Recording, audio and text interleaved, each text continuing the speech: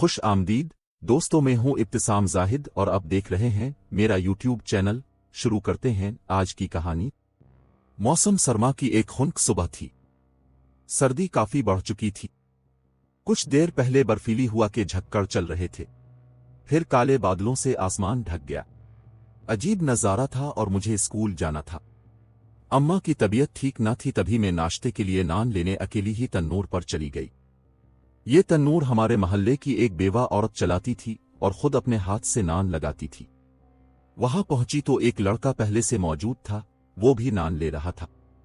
इसे देखकर लगा जैसे सारा जहान उसने अपनी आंखों में समेट रखा हो। वो लड़का नहीं, कोई चमकता सितारा था। इन दिनों में 13 बरस की थी और वो 20 बरस का होगा। मैंने नान वाली खाला से कहा, मुझे जल्दी नान दे दो, स्कूल को देर हो रही है। तभी लड़के ने अपने लिए खरीदे हुए नान मुझे दे दिए। मैं हैरत से उसे देखने लगी। इसके चेहरे पर इतना रोब था कि नान वापस करने की हिम्मत ना हुई तो पैसे मैंने तन्नूर वाली खाला के आगे रख दिए। मुझे जल्दी थी, स्कूल जाना था, मगर मैं नान पकड़े खड़ी थी। शायद इसकी सूरत में गुम थी। ऐसी सूरत जिंदगी में पहली बार जो देखी थी। मेरी हैरत से बेनियाज वो चला गया। इस वाकया को एक माह गुजर गया। दोबारा न देखा तो आंखें इसे देखने को तरसने लगी, मगर वो दिखाई ना दिया। जब घर से निकलती दुआ करती, काश इसे देख लूं। एक रोज दुआ कबूल हो गई। पहर का वक्त था, मैं ट्यूशन पढ़कर वापस आ रही थी। क्या देखती हूं, वही लड़का आंखों में सुरमा और चेहरे पर तबस्सुम लिए अपने किसी दोस्त के हमरा कुछ सामान उठाए अपने मकान की तरफ जा रहा है। इसका घर ज्यादा दूर ना था। जब वो पास से गुजरा तो मेरी जानिब मुड़ कर देखा, तभी दिल की धड़कनें तेज हुईं। जी चाहा इसे पुकार लूं, मगर इतनी कमसिन थी कि पुकारने की जुर्रत भी न कर सकती थी। अम्मा जान से कहा, जाने कौन लोग सामने वाले मकान में आए हैं, इन नए किरायादारों से जाकर मुलाकात करनी चाहिए। क्यों भाई, क्यों जाएं? उन्होंने सख्ती से जवाब दिया और मैं सहम कर चुप हो गई। एक रोज कुदरत ने अचानक उसकी सूरत दिखा दी। क्या देखती हूं, घर के सामने खड़ा है और मोटरसाइकिल ठीक करवा रहा है। मुझे अपनी आंखों पर एतबार नहीं आ रहा था। जल्दी जल्दी उसकी तरफ गई। वो अकेला था लेकिन बात ना कर सकी। एक लफ्ज भी अदा नहीं हो रहा था। एक रोज एक खातून और 2 लड़कियां हमारे घर आए। आने वाली आंटी ने अपना तारुफ कराया। मैं जुनेद की मां हूं और ये मेरी बेटियां ज़ेबा और शीबा हैं। हम आपके सामने वाले मकान में आए हैं, सोचा अब से मिले। वो बहुत मिलनसार और मुहज्जिब थीं। अम्मा और आपा खुशदिली से मिली, उनको पसंद किया और कहा कि हम भी आपके घर आएंगे। मेरी खुशी की इंतहा न थी। दिल की मुराद बर आई थी। आरजू थी कि उनके घर आना जाना हो।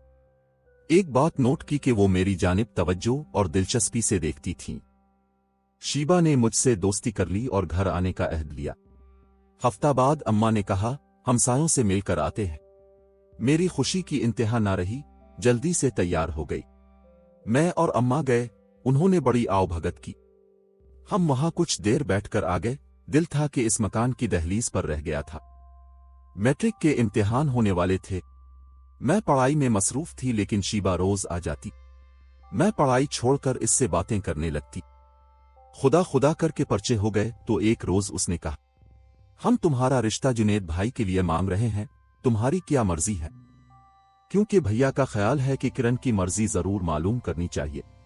मैं ये सुनकर शर्मा गई, मगर खुशी चेहरे से छलक रही थी। शीबा ने पूछा, तुम चुप हो लेकिन मुस्कुरा रही हो तो मैं हां समझूं। मैंने इस बात में गर्दन हिला दी, क्योंकि चेहरे पर हया की सुर्खी ने इसे सब कुछ बता दिया था। शीबा ने जुनेद से कहा, जिस लड़की को तुमने पसंद किया है वो भी तुम्हें पसंद करती है। हम किरण का रिश्ता जरूर लेंगे।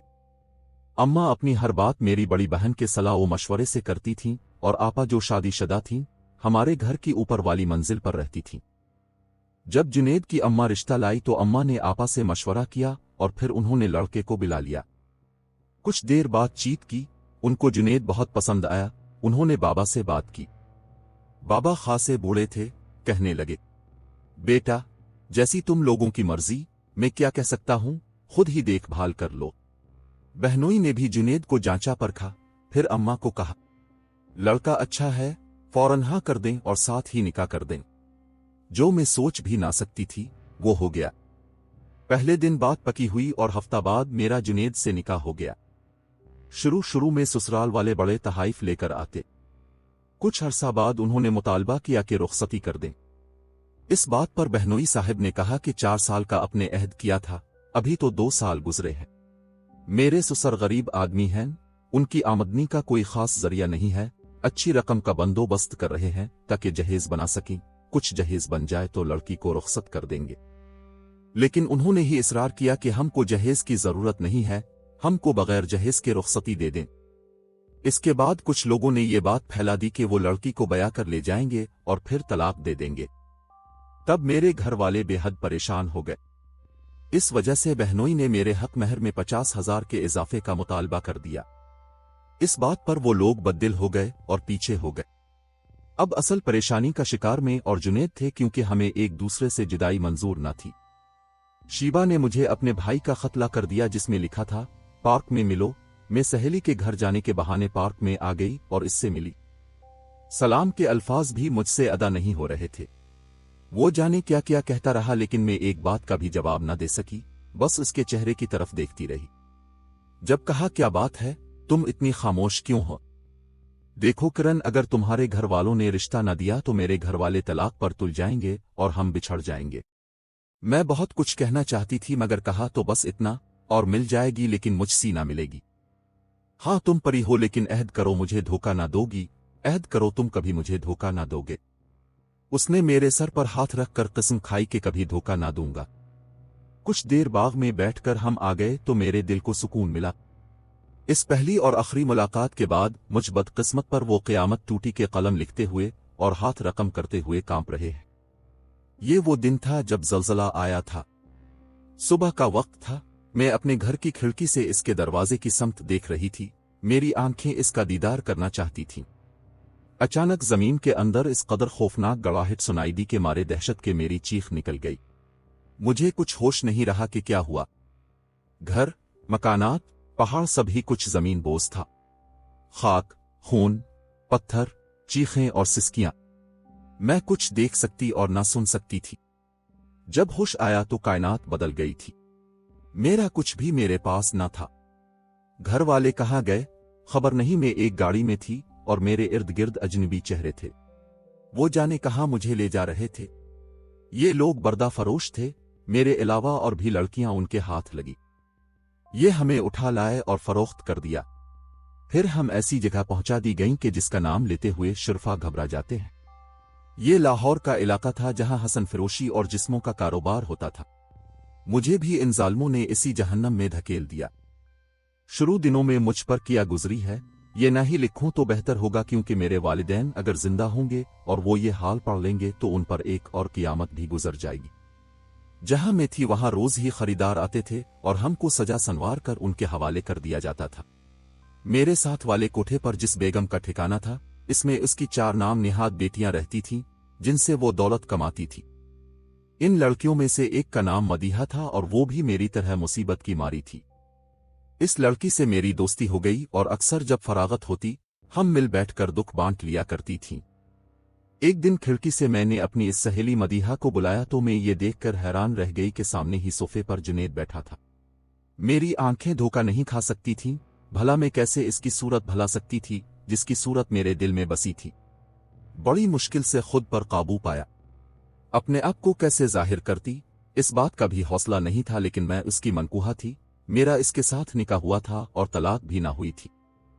काफी देर खिड़की में खड़ी रही और वो उनके घर से निकल कर चला गया। साथ इसका दोस्त था। जब वो चला गया तो मैंने मदीहा को बुलाया और पूछा कि ये कौन लोग थे। कहने लगी शमशीर था जो आपा का शैदाई है और आज वो अपना एक दोस्त साथ लाया था। ये नया पंछी है, मेरे लिए बात की है, शाम को मुझे ले जाएंगे। मेरा दिल बैठ सा गया। लब पर हकीकत लाना चाहती थी, मगर जब्त कर लिया कि राज इफ्शा होने की सूरत में मजीद हालात खराब हो सकते थे। 1 हफ्ता तक वो नजर ना आया। बारहा इरादा किया मदीहा से पूछूं, मगर जबान ना खोल सकी। इत्तेफाक के एक रोज मेरी तबीयत खराब हो गई और दवा लेने अम्मा ने मुझे नौकरानी के हमरा साथ वाले मतब भेजा तो मतब के दरवाजे के करीब मुझको जुनैद नजर आ गया। मैं खुद पर काबू ना रख सकी और निकाब उलट दिया। हालांकि मुझे पता था کہ یہاں ارد گرد ایسے چوکیدار پھرتے رہتے تھے جنکے فرائض تھے کہ وہ ہم پر نظر رکھیں تاکہ کوئی لڑکی کہیں بھاگ کر نہ جا سکے۔ جنید نے مجھے دیکھا تو ششدر رہ گیا۔ تم یہاں؟ ہاں، میں نے جھوٹ بولا، ہمارا گھر سڑک پار بلاک میں ہے۔ یہاں میں دوا لینے آئی تھی، اماں کی طبیعت بہت خراب ہے۔ تم لوگ سب خیریت سے ہو؟ ہاں، زلزلے کے بعد ایک امدادی ٹیم نے ہمیں کچھ دن کیمپ میں رکھا، پھر یہاں لا بسایا، اور میں بھی زندہ ہوں اور تمہارے سامنے ہوں۔ ہاں، مجھے پتا ہے کہ تم کہاں جا رہے تھے۔ وہ کچھ خجل سا ہوا۔ اس روز بھی میں دوا لینے آئی تھی تو تم سامنے کی طرف جا رہے تھے۔ وہاں کون رہتا ہے؟ میں نے بن کر سوال کیا۔ وہاں میرا دوست لے گیا۔ اس کی ایک دوست ہے مدیحہ، وہ اس سے ملنے گیا تھا، لیکن سنا ہے وہ جگہ تو اچھی نہیں ہے۔ ایک دم میں بپھر گئی۔ میں نے کہا جنید جھوٹ مت بولو، تم جیسا جھوٹا، فریبی اور چکر باز میں نے پہلی مرتبہ دیکھا ہے۔ آج کے بعد میرے رستے میں مت آنا، مجھ سے ملنے کی بھی ضرورت نہیں ہے۔ وہ کہنے لگا کرن تم کو کیا ہو گیا ہے؟ اس نے کافی اصرار کیا کہ اپنے گھر کا پتہ دو، لیکن میں نے کوئی بات نہ سنی۔ کافی دیر سمجھاتا رہا کہ دن رات دعا کے بعد مل گئی ہو تو ایسا مت کرو، لیکن مجھے ڈر تھا کہ اس بازار کا کوئی نگہبان مجھے دیکھ لے گا تو میری شامت آ جائے گی اور وہ غنڈے جنید کی جان کے دشمن ہو جائیں گے۔ میری آنکھوں میں آنسو تھے مگر بے بس تھی۔ کوٹھے والی ماں تو کبھی کسی کو یوں اکیلا نہ بھیجتی تھی۔ مجھ پر اعتبار کر کے ملازمہ کے ہمراہ بھیجا تھا، مگر مجھے یقین تھا کہ اس کا کوئی نہ کوئی گرگا میری نگرانی ضرور کر رہا ہوگا۔ اس وقت بے بسی سے آنسو میری آنکھوں سے چھلک رہے تھے اور بدن تھر تھر کانپ رہا تھا۔ میری یہ حالت دیکھ کر اس نے کہا، واقعی تم بہت خوبصورت ہو، اس میں کوئی شک نہیں، اور میں تمہارے قابل نہیں تھا، لیکن یہ سچ ہے میں نے اپنی زندگی میں محبت صرف تم سے ہی کی ہے اور ہمیشہ کرتا رہوں گا، تم چاہے مجھے بھول جاؤ۔ رہی بات ملاقات کی، اگر تم نہیں چاہتی، آج کے بعد میں بھی تمہارے اس شہر میں نظر نہیں آؤں گا۔ اگر تم خود مجھ سے رابطہ کرنا چاہو تو یہ لو میرا نمبر، اس پر مجھے فون کر دینا، میں تمہارے سارے غم سمیٹ لوں گا اور اپنی ساری خوشیاں تم کو دے دوں گا۔ سدا خوش رہو۔ وہ چلا گیا تو میں نے ملازمہ سے کہا، شانو تم اماں کو کچھ نہ بتانا، دراصل یہ میرا شوہر تھا، نکاح ہوا تھا، رخصتی نہیں ہوئی تھی، طلاق بھی نہیں ہوئی تھی، بس رخصتی پر جھگڑا چل رہا تھا کہ ہم بچھڑ گئے، زلزلے نے ہم کو جدا کر دیا۔ شانو کہنے لگی، بیٹی تو اب اس کو بھول جا، جس جگہ تو ہے وہاں سے کوئی شوہر اپنی بیوی نہیں لے جاتا، لے بھی جائے تو دنیا اس کو خیر کرتی ہے اور پھر تم کو واپس یہاں ہی پناہ لینی پڑے گی۔ دوسری بات یہ ہے کہ اگر کسی نے اس کو تیرے ساتھ بات کرتے دیکھ لیا تو پھر تو اچھی طرح جانتی ہے یہاں کے قاعدے قانون کیا ہے، بھلائی اسی میں ہے، ماضی کو دل میں دفن کر دے۔ شانو مجھ پر مہربان تھی، میں جانتی تھی کہ وہ میرا راز افشا نہ کرے گی، لہٰذا میں اس سے دکھ بانٹ لیا کرتی تھی۔ ٹھکانے پر آ کر میں نڈھال تھی، بستر پر لیٹ گئی۔ ماں نے سمجھا کہ میری طبیعت خراب ہے، اسی لیے نڈھال پڑی ہوں۔ مجھے دوا لینے کی تاکید کی اور باورچن سے کہا کہ اس کے لیے سوپ بنا دو، بچی کمزور ہو گئی ہے۔ ممی کی ہم پر عنایتیں تو بہت تھیں، لیکن وہ ہماری عزت کی دشمن تھی۔ یوں ہم ساری لڑکیوں پر وہ دن رات واری صدقے جاتی تھی، ہم نوٹ کمانے کی مشینیں جو تھیں۔ اس بار جب وہ مدیحہ کے پاس آیا، میں نے کھڑکی سے دیکھ لیا۔ اگلے روز مدیحہ سے کہا کہ ذرا تم اس سے کرن کا ذکر کرنا کہ کون تھی، کیسی تھی اور تمہاری کیا لگتی تھی، اور مجھے بتانا۔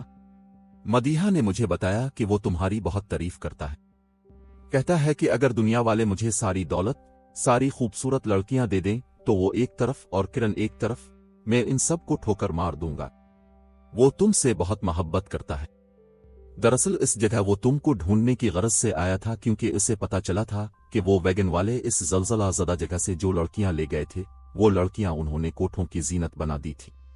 وہ تیری ہی تلاش میں گھوم رہا ہے، میں نے اس کے دل کا راز لے لیا ہے۔ تجھے اتنا اچھا ہم سفر مبارک ہو، اب اگر تو کہے تو میں اس کو تیرا پتہ بتا دوں۔ نہیں مدیحہ، کیونکہ اب میرے پاس کچھ بچا بھی نہیں ہے۔ پھر تجھے پتا ہے کہ ماں ڈائن کے ہاتھ کتنے لمبے ہیں، وہ تو اس کو جان سے مروا دیں گی۔ مدیحہ بولی، اری ظالم، اس کو ساری حقیقت بتا دے، وہ زبان کا پکا ہے، ایک بار اس شہر سے نکل گیا تو پھر کبھی نہیں آئے گا۔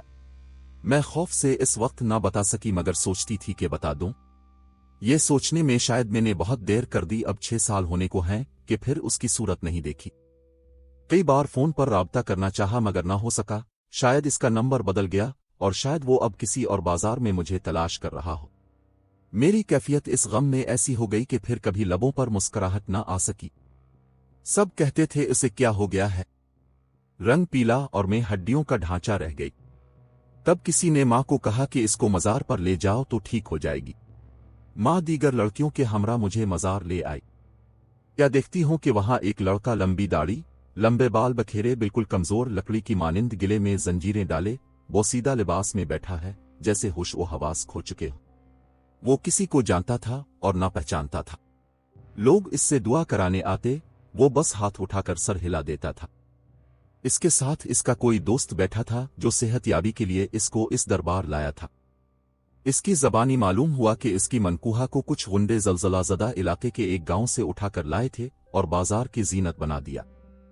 जब इसको मालूम हुआ तो ये इस लड़की को हर शहर में ढूंढता रहा। इसे वो लड़की मिल भी गई, मगर लड़की ने इसको पहचानने से इनकार कर दिया, जिसका उसे सख्त सदमा हुआ। तब से गमज़दा रहने लगा था। फिर कुछ दोस्तों ने नशे पर लगा दिया और हालत यह हो गई कि अपनी सुध बुध गंवा दी। बस इतना कहता था कि अब लाहौर नहीं जाऊंगा। दिन बदन कमजोर होता गया। अस्पताल में इलाज भी कराया, ठीक ना हुआ। अब इसकी ये हालत है, सोचा आखिरी कोशिश कर देखें। किसी ने कहा कि मजार पर ले जाओ तो हम यहां ले आए हैं। दोस्त का नाम अब्दुशकूर था।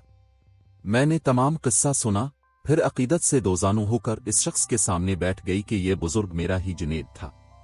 मैंने इसको पहचान लिया, मगर वो मुझे ना पहचाना, क्योंकि इसकी आंखें पहचान खो चुकी थीं। सब ही दुआ कराने के चक्कर में थे, मगर मुझसे तो वहां ठहरा न गया और मैं वहां से परे हो गई, क्योंकि मैंने अपने अंदर झांक लिया था कि मैं क्या हूं।